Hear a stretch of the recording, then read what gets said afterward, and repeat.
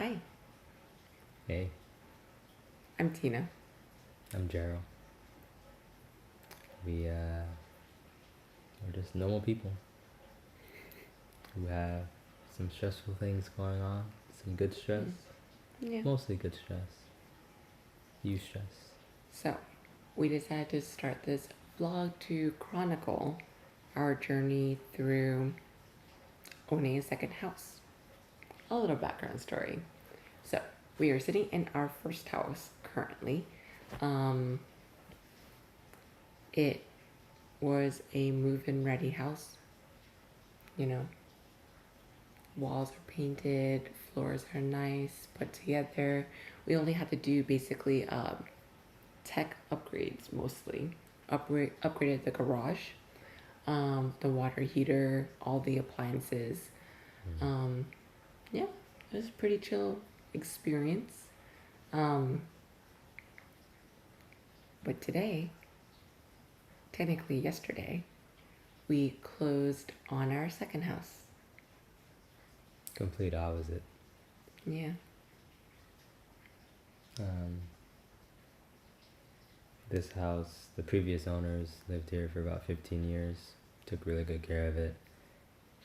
The bones are good. They renovated a couple years ago, so everything is pretty well dated. Not dated, I guess.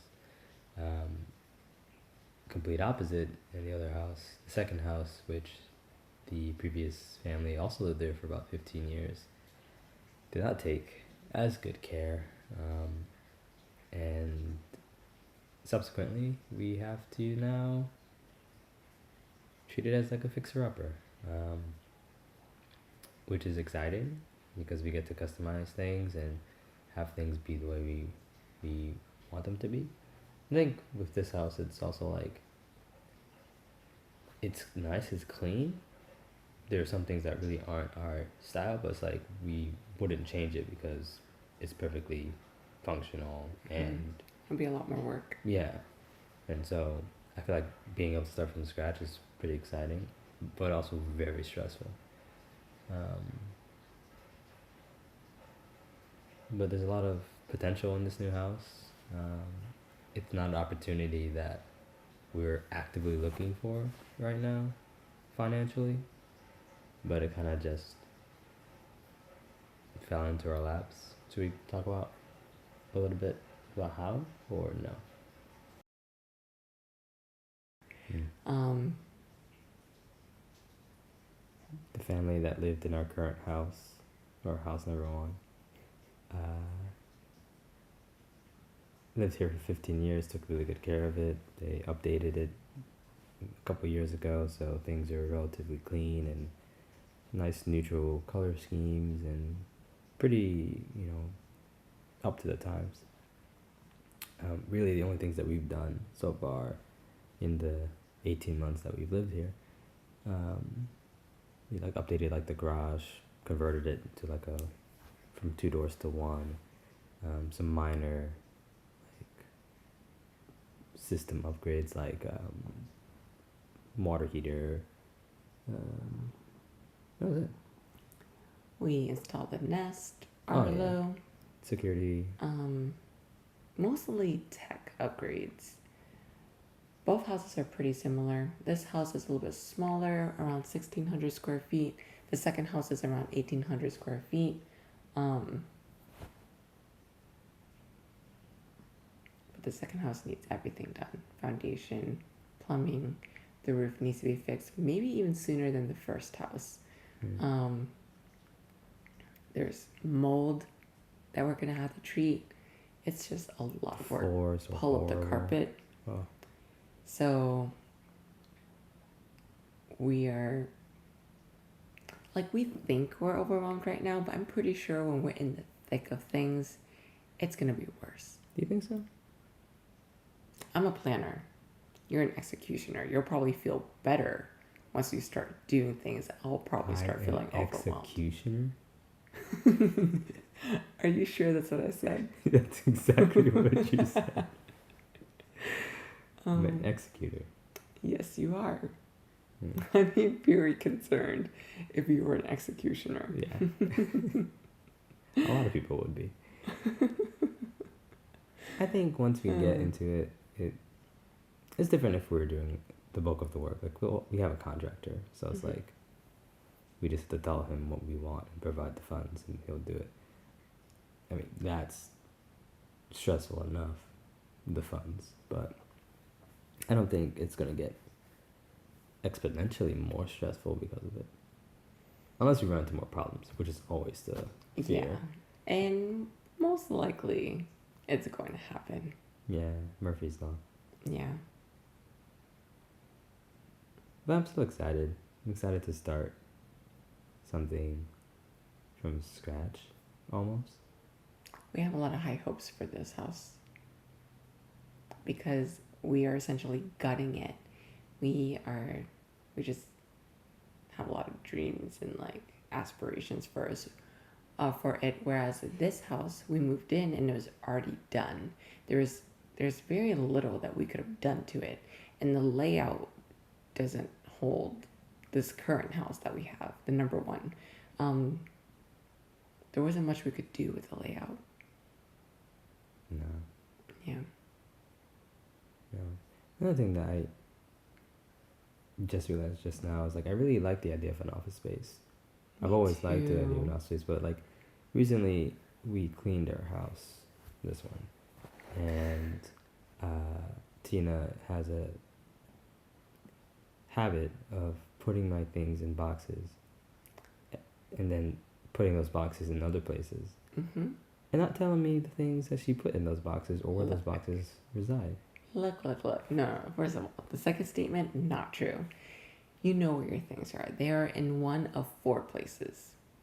They are either in your cubbyhole, in the storage space we have out here, under the TV, or in a box. Like, I like a minimalistic feel. I like walking into a house, and not only does it look clean, but it feels clean. I don't believe in decorations, because to me, it's just clutter and capitalism. Society tells you you must decorate. No, it's a waste of money. Boo. I don't know. I am also a minimalist, but I think I'm not to that extent. I like clean, simple things. I do think that some things, just a little touch here and there can elevate the vibe and the feel of a place. But the reason why I like an office is because I just want a place where all my stuff will be. Okay, look. You can have that as long as it's on your table. I won't touch it if it's on your table. And you will need storage space to put your stuff in. But the rest of the house belongs to me. Why can't you just look at your side of the office? So you're saying my side of the office alone. So you're saying that your half of the office, even the floors, you're gonna have stuff on it? I can't predict the future. You can have the closet. I'm just saying. You can have the closet. That's a great deal. You can put shelves in the closet and put anything you want in there, just not the floor. What about our Roomba? You don't even think about our Roomba and how it feels. Alright, I gotta go consult the Roomba real quick. Okay, hold up. Since we're entering this territory, we're gonna have to show y'all a before and after. Well, clearly a before, but we're gonna show you before, and then our vision. We have to talk to y'all about the vision, but an office space is included. Clearly, very excited for it. Mm-hmm. Like even today, so Gerald's parents are here right now, and like even today, I wanted to just do a couple of businessy things. First of all, I hate talking on the phone, and so, but I needed to talk on the phone today, and the only space we really have to do that is either our bedroom or the living space. And I just wanted a little bit more privacy than that. Like I already hate talking on the phone to begin with. So I just want a little privacy. There's really no private space in this house. And I don't necessarily want to do business in my bedroom. Yes, I am very picky. But anyways, That's No, fair. bedroom is a place of rest, and like there's no place to comfortably write or anything like that. We legitimately have a cat scratching post and a bed in our bedroom. That's it. One of which the camera is currently sitting on. I'll leave it to you to figure out which one. Yeah. But I also agree with like the separation of task related to a room, right? Like you're not gonna go into your bathroom and write like an essay, unless like that's what you do. Unless you're pooping and you have your laptop with you. But even then, it's like ergonomically uncomfortable. Your knees are in Yeah. the way. It's just not. It's distracting. I'd like a room where like I go into that room and my sole Yes. purpose is to be productive. It's true. We already talked about this. We've established rules for our future office where like no napping is allowed in the room. Unless we place a beanbag chair, in which case you can take 15-minute naps. Mm. That'd be nice. Like you're working really hard, you've been working for 2 hours, and you're just like, bro, I need a break. So you sit on the beanbag, sun is shining on you maybe through the window, and you take a little nap. Mm. That's the only time it's acceptable. Otherwise, no naps. I feel like there's also better places to nap. I don't know. Curling up on a beanbag is really nice. Hammock. We want hammocks in the backyard. Backyard hammocks. Mm-hmm. So my goal was always to have like a pergola in the back, and then have like hammocks strung up between the columns. Mm. So you can have maybe 3 or 4, depending on how big the pergola is, 3 or 4 people. Just all taking naps, chilling, relaxing, enjoying the heat that is Houston. And so this house, the new house currently has a pergola. It needs a little bit of Love. Updates. TLC. Ceiling. Getting rid of some wood rot. Yeah. Possibly just getting a new one. What? With what budget? We'll Bruh. see. Maybe not. I don't know. I know nothing. But We also got 2 fruit trees in the back. yeah. Oh, and the house. The house is like... The house is kind of the worst part. The layout of the house is nice. The house is kind of the worst part. But the location is indeed the best part. And we are in the middle of a food hub. Amazing things are happening food-wise in that area. And so I just imagine this home as a place where my friends can go to grub out, and there's like, oh, you know what? Tina and Gerald live here. And they come over swinging our hammocks just to kind of digest a little bit. Maybe take a nap. Definitely. Hey, I think we're cool with it. yeah, we're that's done. definitely what drew us to pursue this opportunity, because like I said, we weren't ready No, for we this weren't. one. Like maybe another year we would have been in a place where like, oh yeah, we should buy another house, but it just, if we didn't buy it, literally the person who is gonna be helping us fix this house would have bought it. One of my uncles wanted it, or one of my uncle's friends wanted it. So all these people want this house, and we put a lot of work into like making it into like we made a PowerPoint presentation. Yes. So at first it was kind of a joke. So when my aunt bought another house, she moved out. So this house was empty. It was kind of a joke. I was just like, we should buy this house. Originally though, when I said we should buy this house, I really meant my aunt's eldest son. I was like, you should take this house. And then he was just like, nah. He's a suburban dad at heart. Not a dad though. But he doesn't really know much about like housing and buying houses. He just wasn't interested in general. He just didn't want all that work. And you know what? That's fair. Because it's a lot of work. our first house required zero. Well, it required like 5% of work, which is not a lot. This house requires all of the work. And I don't think it was ever his vision of what like kind of house he wanted anyways. What was I saying? Y'all, it's late. It's like nearing 3 a.m. in the morning. Closing. No. Are you sure? Why not? That was not what I was talking about. No, you're talking about we weren't financially ready, and I said Oh, something yeah. I was making a PowerPoint. So it was kind of a joke. Yeah. But then my parents came on board and they were just like, it's not really funny. We're serious. So, yeah, then you fast forward through like 1 or 2 months of like a lot of angst, a lot of like, are we really doing this? Because it was kind of a joke to begin with, but we want it, but we're not ready for it. And the foundation's broken? What do you mean the foundation's broken? A lot of angst. Almost backed out of it like a handful of times. Yeah. Yeah, Gerald, you were pretty dead set. You were just like, no, it's happening. No, this is a good deal. No, I want this. No, I mean, yes, I did want those things, but when we actually did back out of it that one time, I was committed to backing out of it. Well, that's because you were just tired of us swinging back and forth, being like, oh, I want it. Oh, but I'm not ready. Yeah. This could crush us. I was ready to move on. I already put it past me, But then it just like... It came back? It could have... One phone call, like a couple minutes earlier than it happened, would have been the difference between that house being bought by somebody else. And it didn't happen. And then that's when we realized that, okay, well, maybe this was something that was meant to be. Yeah, I'm not really a big believer of fate, but this house, like, we're drawn to it. And I think it's drawn to us as well. Like, the fruit tree that my aunt planted a decade and a couple of years ago has only ever bore fruit once, and it was, like, small. And then squirrels got to it before she could ever harvest anything.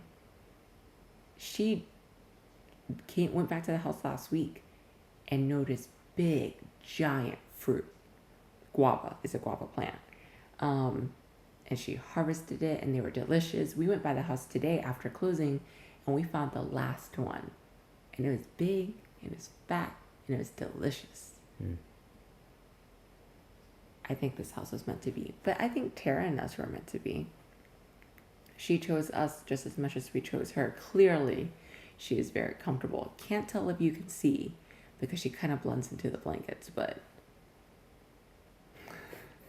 she's so comfortable. Yeah. I mean, this is probably the happiest you'll see us in the videos. Maybe not so much Gerald because he's kind of sick at this point. He is sick physically.